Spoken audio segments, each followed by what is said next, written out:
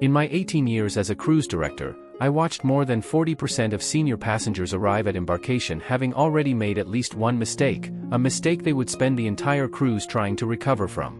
What most people do not realize is that the first day of a cruise is actually the most consequential day of the entire voyage, and cruise lines are not required to tell you what happens when you get it wrong. If you are 65 or older and you have a cruise coming up, whether it is next month or next year, the information in this video could be the single most important thing you watch before you step onto that gangway. Because the mistakes we see seniors make on day one are not small oversights. They are decisions that cost real money, real comfort, and in some cases, real safety. My name is Richard Calloway, or at least, that is the voice you will hear today. I spent 18 years as a cruise director for two of the largest cruise lines in the world, overseeing embarkation for ships carrying over 3,000 passengers at a time. I have seen every mistake in the book. And I am here to make sure you do not make them. Stick with me through mistake number 17, because that is the one that cost a retired couple from Ohio over $2,000, and they never saw it coming until it was too late. Let us get into it. Before I begin, I want to say something personal. Most people watching this are planning a cruise for themselves, or for someone they love. Maybe it's a retirement trip. Maybe it's an anniversary. Maybe it's the trip you've been saving for years. I made this channel for exactly that person, because nobody should spend their dream vacation dealing with problems that could have been prevented. If that's why you're here, hit subscribe right now. Because every single week, I put out information that protects your money, your health, and your experience on that ship, and I would hate for you to miss it before your sailing date. Embarkation day is the single most operationally complex day of your entire cruise, and the terminal is where most people lose control of it before they ever set foot on the ship. Cruise lines design the check-in process as a staged, precision-timed system, and if you do not understand how that system works, you will spend your first hours stressed, separated, or standing in the wrong line wondering what went wrong. Your boarding window is not a suggestion. It is a crowd flow mechanism that exists because a modern cruise terminal must move thousands of passengers through security, customs verification, health screening, and gangway access within a compressed timeframe. The cruise line staggers those windows deliberately so that no single bottleneck point is overwhelmed at once. When you arrive outside your window, whether early or late, you are not just inconvenienced. You are actively disrupting a system that has no room for you at that moment. Here is what the cruise line knows and counts on. Most people do not read their documents carefully. They see a departure time and assume earlier is better. A 71-year-old couple from Portland, Oregon made exactly that assumption at the port of Miami. They arrived 3 hours before their assigned window in June. Terminal staff turned them away to a holding area with no air conditioning and no seating for their boarding group. The husband's blood pressure spiked in the heat. The total cost of that mistake, between the ship's medical center visit and the missed first afternoon, came to $340. One sticky note with their window time on their passport would have prevented all of it. The passenger who arrives 15 minutes before their window opens walks straight through. The passenger who arrives 3 hours early sits in a concrete holding area. That is the entire difference. Here is what you do. Pull out your cruise confirmation documents tonight and find your assigned embarkation window. Write it directly on a sticky note and attach it to the inside cover of your passport. Plan to arrive no earlier than 15 minutes before that window opens, and never later than 60 minutes before the all-aboard time. The exact words to say if a terminal agent tries to redirect you are, "I have my assigned boarding window right here. Can you confirm this is the correct entrance for my time?" Now, arriving at the right moment means nothing if you reach the check-in desk unprepared. Every document you need, passport, printed boarding pass, cruise confirmation, and the credit card you will use for your onboard account, must be in your hands before you reach the agent. Not in your carry-on. Not in your checked bag. In your hands. When a passenger holds up the line at check-in, terminal agents are trained to redirect that person to a secondary processing queue. That queue can add 45 minutes to your wait. A 68-year-old from Toronto put her documents in her checked luggage before handing it to the porter. Her bag had to be located pierside. The total cost, 3 hours of waiting, alone, while her travel companion was already on board and unreachable. One clear Ziploc document wallet worn around her neck would have changed everything. The passenger who preps the night before walks through check-in in under 4 minutes. The one who does not can wait the better part of an afternoon. Here is what you do. The evening before embarkation, place your passport, your printed boarding pass, and your credit card into a single clear Ziploc bag or a travel document wallet worn under your clothing. Do not pack these items, carry them on your body from the moment you leave your hotel or taxi. The exact words to say when you reach the desk are, I keep everything in one document: wallet, passport, confirmation, and card, so I am ready before I reach the desk. One more thing happens at that desk that catches many experienced travelers completely off guard. Your onboard account must be activated at check-in, and it must be activated with a credit card, not a debit card. Every drink, every specialty dinner, every shore excursion, every gratuity on that ship flows through your onboard account. A debit card triggers an immediate pre-authorization hold of several $100s with your bank, which many banks flag as suspected fraud.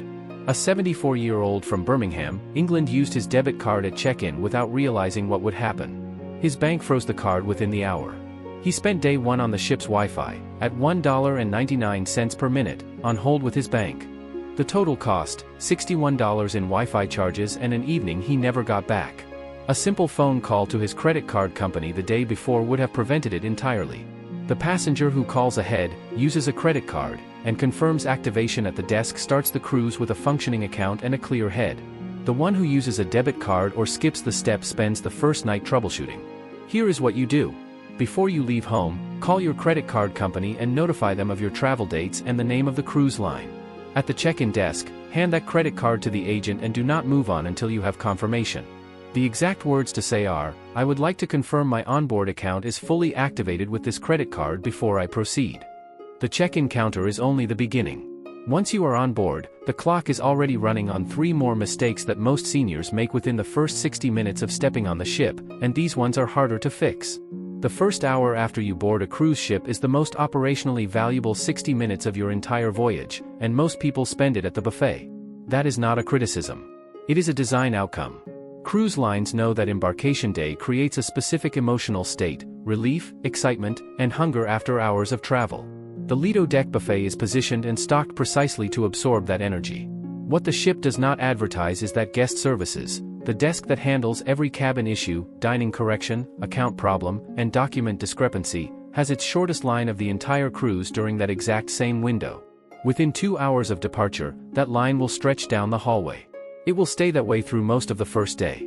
A 70-year-old from Lyon, France discovered her dining reservation had been placed at the wrong table configuration for her group.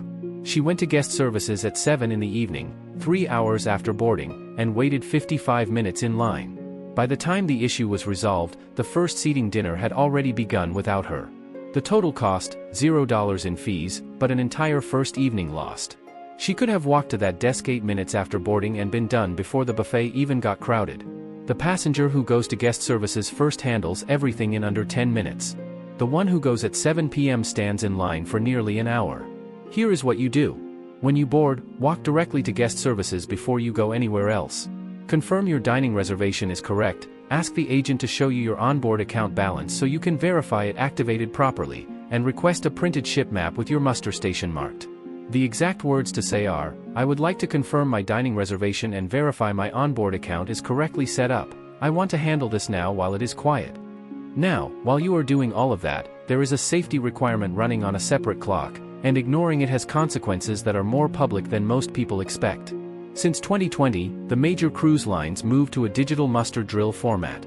You watch a mandatory safety video on your cabin television or the cruise app, then report to your muster station for a brief check-in with your cruise card.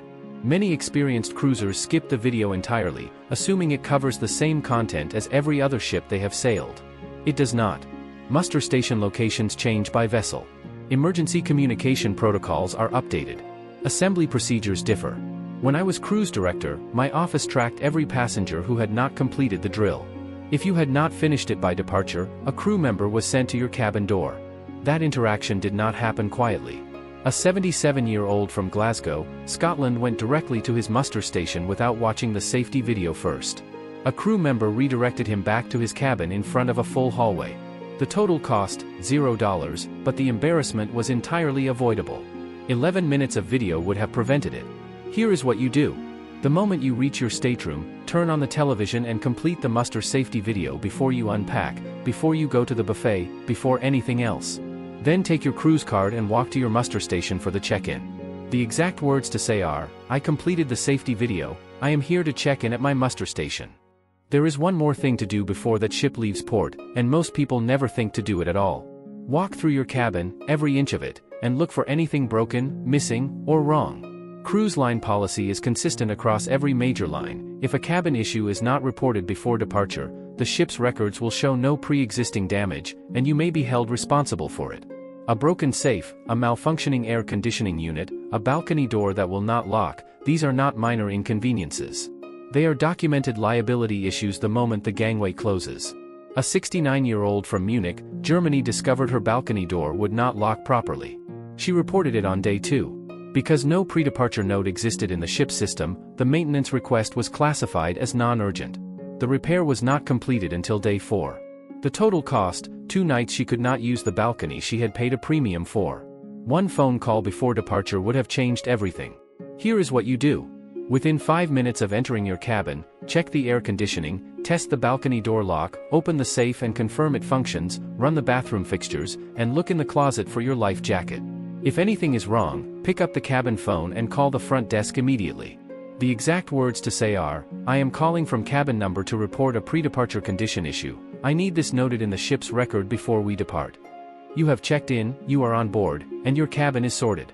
But the next set of mistakes happens somewhere most people never think to look: the dining room, the excursion desk, and the ship's app, and the window to fix these mistakes closes faster than most passengers realize. The specialty restaurant on your ship has, at most, 120 seats per evening service. Your ship has 4,000 passengers. That math is the entire problem. Cruise lines price specialty dining as a premium add-on because they know scarcity drives desire. The steakhouse, the chef's table, the sushi bar, these are not just restaurants. They are revenue-optimized experiences with deliberately limited capacity. The booking window opens the moment you board, and on virtually every sailing I worked, those sheets were full within 4 hours of departure. The passengers who waited until day 2 were not choosing their preferred time. They were choosing between 5:30 in the evening and 9:45 at night, whatever no one else wanted. A 73-year-old from Calgary, Canada had purchased a specialty dining package before sailing and assumed his reservation time was included. It was not. The package covered the cost. The time was first come, first served. He did not visit the dining desk until day 3. The total cost, a $90 dining package used at 9:15 in the evening when he had wanted 7 o'clock. One visit to the dining desk on embarkation day would have given him his pick of the evening. The passenger who books on day 1 dines at 7. The one who waits eats at 9:45 or not at all. Here is what you do. The moment your phone connects to the ship's Wi-Fi, open the cruise line's app or walk directly to the dining desk and book your specialty restaurant for your preferred night and time. Do this before you unpack. Do it before the muster drill if the timing allows. The exact words to say are, "I would like to book specialty dining. What is the earliest available time for the restaurant on my preferred night?" Shore excursions follow the same logic, but the consequences of missing them are harder to recover from. Cruise line-sponsored tours in high-demand ports, Santorini, Dubrovnik, Cozumel, Nassau, sell out within 12 hours of departure. Not within 12 hours of the port day. Within 12 hours of the ship leaving the embarkation terminal. The excursion desk does not maintain a waiting list for most tours. If it is gone, it is gone. A 72-year-old from San Diego, California had planned on the ship's accessible van tour of the Amalfi Coast, the one specifically designed for passengers with mobility needs. It sold out in 9 hours. She booked an independent taxi instead, which had no accessibility support. She had to return to the ship 2 hours early. The total cost, $210 for a tour that did not meet her needs and an afternoon cut short. Pre-booking from home before sailing would have secured her spot entirely. The passenger who pre-books accessible excursions before boarding has their seat held. The one who waits is choosing from whatever remains. Here is what you do. Before your cruise, log into the cruise line's website and book your shore excursions from home.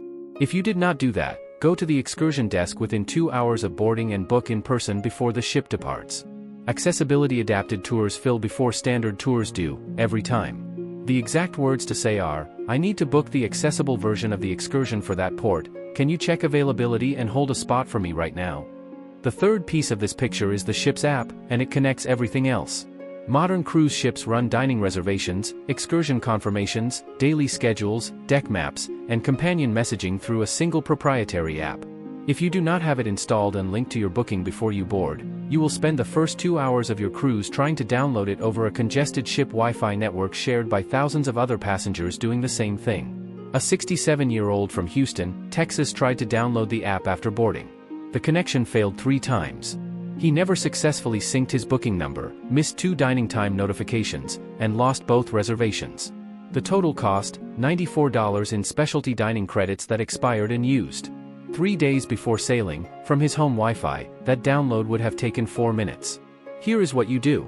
Download the cruise line's official app from your home network at least 3 days before embarkation day. Log in with your booking number, confirm your dining reservations appear in the app, and turn your notifications on. The exact words to say when you arrive at the dining desk are, "I have the app already installed and my booking is loaded. Can you confirm my reservation is showing correctly on your end?" Everything we have covered so far involves mistakes you can see coming. But the next 4 mistakes are different. They are the quiet ones, the ones that unfold slowly over day 1 and cost you the most by the time you realize what happened.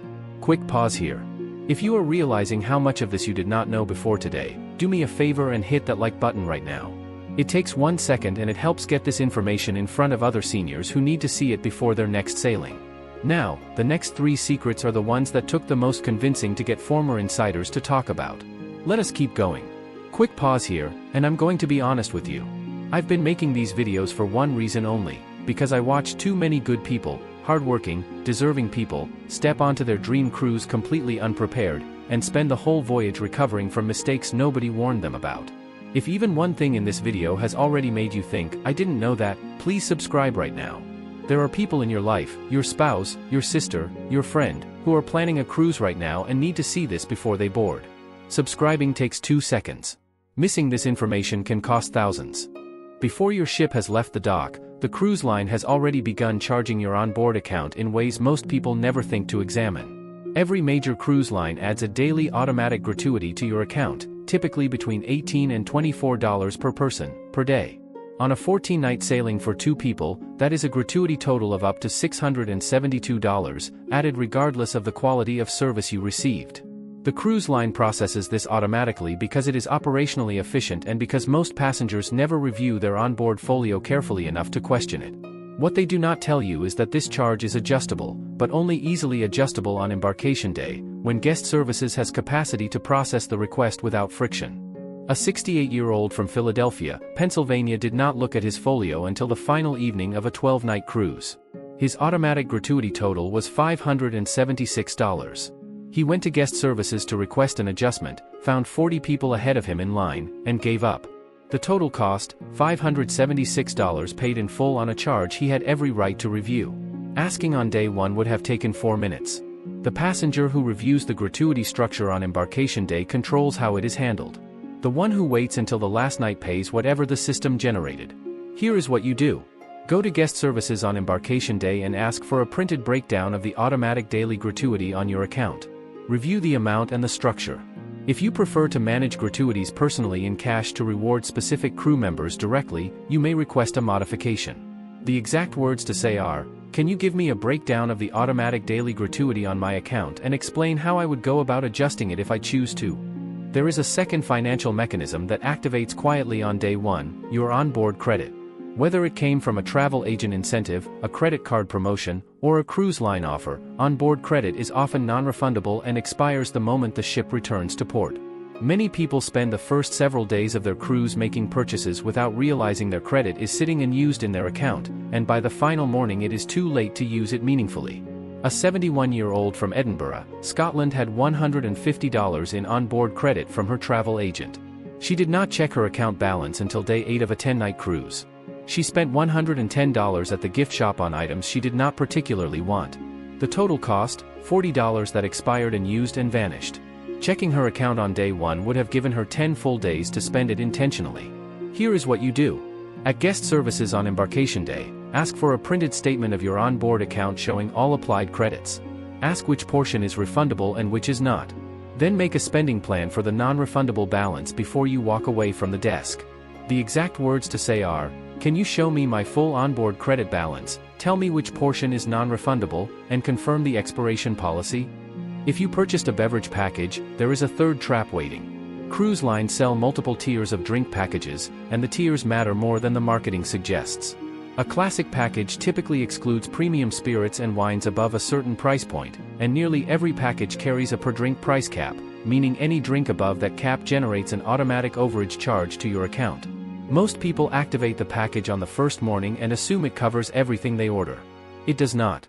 The overage charges accumulate quietly, one drink at a time. A 69-year-old from Boston, Massachusetts activated a classic beverage package on embarkation morning. He ordered a scotch each evening. Every glass was $4 above the package's per drink cap. The total cost, $40 in automatic overage charges over 10 nights, charges he did not notice until checkout. Reading the package terms on day one would have cost him nothing. Here is what you do. Before you order your first drink, go to the bar manager or guest services and ask for the full printed list of included beverages and the exact per drink price cap for your package tier. Know the number before you sit down at the bar. The exact words to say are, "I have the beverage package, can you give me the full list of what is covered and what the per drink maximum is before I start using it?" The final financial trap on embarkation day is the one almost no one knows to look for. Every major cruise line runs a deeply discounted spa promotion during the boarding window, typically from the time the ship opens for boarding until it leaves port. Discounts of 30 to 50% off standard treatment prices are real, and they are designed to fill the spa schedule during hours when most people are exploring the ship rather than booking massages. The spa team is trained to offer this pricing only to people who walk in and ask. It is never announced over the ship's PA. It does not appear in the daily program. If you do not know to ask, you will never hear about it. A 73-year-old from Phoenix, Arizona booked a 90-minute massage on day 4 at the standard price of $189. Her cabin neighbor had walked into the spa on embarkation afternoon and booked the same treatment for $109. The total cost of not knowing, $80. An $80 difference for the same treatment, the same room, the same therapist. Here is what you do. Within the first 2 hours of boarding, walk into the ship's spa and ask directly about embarkation day pricing. Book what you want at that rate before the window closes. The exact words to say are, "I heard there is sometimes embarkation day pricing on treatments, is that available today, and what is the best rate you can offer me right now?" Every mistake so far has been recoverable. You lost some money, some comfort, some time. But the next 4 mistakes are in a different category entirely, because some of them cannot be undone once the ship is at sea. Your checked luggage will not reach your cabin until hours after the ship has left port, and if your medications are inside it, you will not have them when you need them. The ship's crew processes hundreds of bags on embarkation day, sorting and delivering them through narrow corridors to thousands of staterooms. 2 to 6 hours is the standard delivery window. That is not a complaint. That is simply the operational reality of moving that volume of luggage on a vessel. What makes it dangerous is that most people pack their prescription medications the same way they pack their clothes, into the checked bag, without considering what a 6-hour gap in their dosing schedule actually means for their health. Blood thinners, heart medications, insulin, and neurological prescriptions are not flexible. Missing a scheduled dose is not an inconvenience. It is a medical event. A 76-year-old from Minneapolis, Minnesota packed his blood pressure medication in his checked luggage. His bag arrived at 7:30 in the evening, 6 hours after departure. He had missed his 1 o'clock dose. The ship's doctor advised an evaluation at the medical center. The total cost, $185 for a consultation that would not have happened if the medication had been in his carry-on bag. It was a preventable expense attached to a frightening afternoon. Here is what you do. Every prescription medication you take, without exception, goes in your carry-on bag on embarkation day. Use a labeled pill organizer and carry a printed list of your medications, dosages, and your prescribing doctor's contact information alongside them. The exact words to say if you do need the ship's medical center are, "I need to speak with the ship's physician, I have missed a scheduled dose of a prescription medication and I have the full medication details with me." Travel insurance creates a different kind of false security, and it can cost far more than a missed medication. Most cruise travel insurance policies contain a pre-existing condition look-back period, typically 60 to 180 days, meaning any medical situation that existed or was treated during that window before your departure date may be excluded from coverage if it arises on the ship. Most people read travel insurance and hear fully covered. They do not read the exclusion clauses. They do not call their insurer to confirm coverage for a specific diagnosis. They board the ship believing they are protected, and they discover the gap only when they need to file a claim. A 70-year-old from Ottawa, Canada was treated in the ship's medical center on day 2 for a condition related to a diagnosis she had received 90 days before sailing. Her insurer denied the claim under the pre-existing condition clause. The total cost, $3,400 paid entirely out of pocket. A 15-minute phone call to her insurer before embarkation day would have identified the exclusion and given her time to address it. Here is what you do. Before your cruise, Call your travel insurance provider and ask them specifically to walk you through the pre-existing condition clause and the exact look-back period for your policy.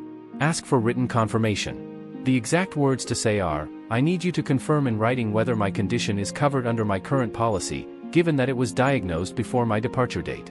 If you use a wheelchair, walker, electric scooter, or any other mobility device, the window to register that need does not stay open indefinitely.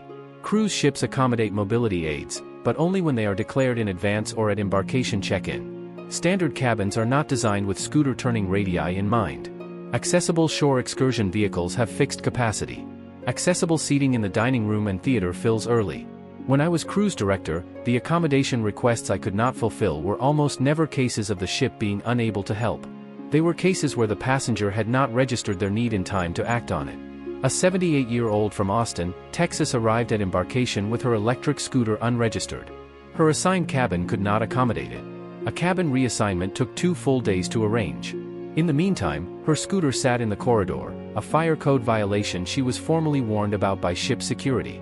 The total cost, $0 in fees, but 2 days of disruption and a formal warning that stayed in the ship's incident log. A single call to the cruise line's accessibility desk 30 days before sailing would have solved it entirely. Here is what you do. If you use any mobility device, contact the cruise line's accessibility desk at least 30 days before sailing to pre-register it. Then, at embarkation check-in, confirm that registration is on your boarding record before you proceed.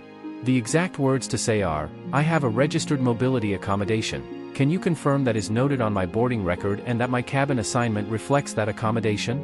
The final mistake in this section is the one with the highest possible financial consequence, and it involves a blank line on your embarkation paperwork that most people never fill in completely. Your emergency contact information is the record the ship's medical team uses to authorize treatment decisions and reach your family when you cannot speak for yourself. When that section is left blank or incomplete, a medical emergency on a cruise ship does not simply pause while someone tracks down your next of kin. It escalates. Without a reachable emergency contact, the ship's medical team is legally required to take the most conservative action available, and in a serious situation, that means emergency medical evacuation by helicopter, which costs between $12,000 and $25,000.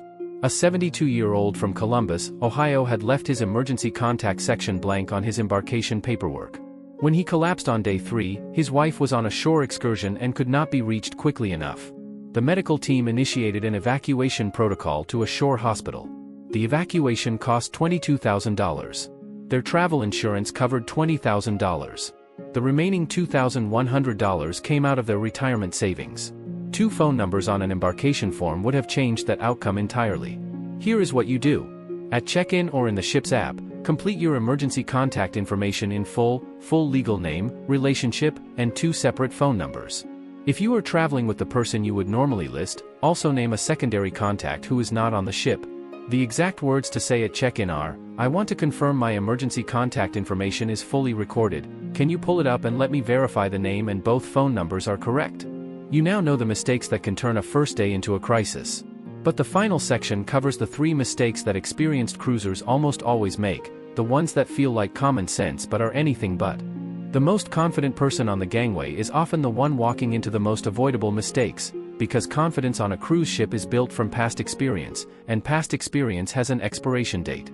Cruise lines refurbish their ships, restructure their dining programs, update their app systems, and revise their embarkation protocols on a rolling basis. A ship you sailed 2 years ago is not necessarily the ship you are stepping onto today. The fleet may carry the same name, but the individual vessel you are on may have an entirely different deck configuration, a new specialty restaurant where the old one used to be, a revised muster process, or a different onboard account system. The familiarity you carry from a previous sailing is a real asset, but only if you verify it against current information before you board. A 74-year-old from Seattle, Washington had sailed the same ship twice before and arrived on his 3rd voyage expecting the same layout, the same dining venues, and the same experience. The ship had undergone a full refurbishment. His preferred table in the main dining room no longer existed. His favorite specialty restaurant had been replaced entirely. The total cost, $0 in fees, but an entire first day spent resetting expectations he had not needed to carry aboard in the first place. 3 minutes on the cruise line's website 3 days before sailing would have told him everything. Here is what you do. Before your departure, go to the cruise line's website and look up your specific ship by name. not the fleet, the individual vessel. Review the current deck plan, confirm which dining venues are operating, and check for any recent updates or refurbishments. The exact words to say at embarkation are, "Can you tell me what has changed on this ship since last season? I want to make sure I am working with current information." Now, once you are inside your cabin, there is a 30-second habit that experienced cruisers almost universally skip, and it is the single most effective protection against a disputed charge at checkout. Cruise line policy on cabin damage places the burden of proof on the passenger. If you are billed for damage at the end of your voyage and you have no documentation of the cabin's pre-existing condition, you have almost no recourse. The charge will stand. A broken safe, a damaged chair, a malfunctioning fixture, if it was there when you arrived and you did not record it, the ship's records will show nothing, and you will pay for it. A 67-year-old from Liverpool, England found the in-cabin safe broken on arrival. She did not photograph it. The charge for safe damage, $85, appeared on her final statement. Without documentation, she could not contest it. The total cost, $85 for damage she did not cause. A 10-second video on her phone the moment she entered the cabin would have resolved the dispute before it started. Here is what you do. The moment you enter your stateroom, take a slow video walkthrough on your phone, every wall, the floor, the balcony door, the safe, the bathroom fixtures, every piece of furniture. Then email the video to yourself immediately so it carries a date and time stamp. The exact words to say if a dispute arises at checkout are, "I have a date-stamped video of the cabin condition taken within 10 minutes of our arrival. I would like to show it to the guest services manager before this charge is processed." The final thing most experienced cruisers never know to do is walk directly to the cruise director's desk within 30 minutes of boarding and ask for the embarkation day briefing sheet. On most major cruise lines, the cruise director's office produces a first-day information document that lists every promotional window, complimentary event, one-day-only discount, and embarkation day offer available on that sailing. I produced that sheet personally for 18 years. It was never handed out automatically. It sat at my desk and at the atrium information board, available to anyone who asked, and almost no one ever did. On a Mediterranean sailing, a 75-year-old from Nice, France walked up to my desk and asked for it unprompted. She used it to attend a complimentary wine tasting, a free art auction preview with a take-home gift, and booked an embarkation spa discount. She spent nothing and received $180 in value. Every other person on that sailing paid full price or missed those events entirely. Here is what you do. Within 30 minutes of boarding, go to the cruise director's desk or the information board near the main atrium and ask for the embarkation day briefing or first day promotional schedule. The exact words to say are, "Do you have an embarkation day briefing sheet or a first day promotional schedule I can take? I want to make sure I do not miss anything that is only available today." You now have something that most of the 3,000 passengers on your next cruise will not have, a complete operational map of the 20 mistakes that turn a first day into a disaster, and the exact words to prevent every single one of them. You are no longer a passenger who boards hoping for the best. You are a passenger who boards with a plan. You know what to do at check-in, you know what to say at guest services, you know how to protect your money, your medications, your mobility, and your experience, and you know how to do all of it before the ship ever leaves the dock. There will be two kinds of seniors on your next cruise. The ones who spent day one scrambling, waiting in the wrong lines, missing the specialty dining window, losing onboard credits they never knew they had, and dealing with problems that should have been solved before they unpacked. And then there is you, the passenger who walked on board knowing exactly how the system works and exactly how to make it work in your favor. You have worked hard for this vacation, and you deserve to spend every single hour of it the way it was meant to be spent, not in a guest services queue. In the next video, I am going to walk you through the 5 things former cruise directors always do on day 2, including one specific move at the dining room host stand that upgrades your table assignment for the rest of the voyage, and it costs absolutely nothing. Click that video now, because this one only works if you do both. You just spent the last few minutes protecting the vacation you worked your whole life to take. That matters to me more than I can explain. This channel exists for one type of person. Someone who refuses to let a dream trip turn into a nightmare because of things nobody told them.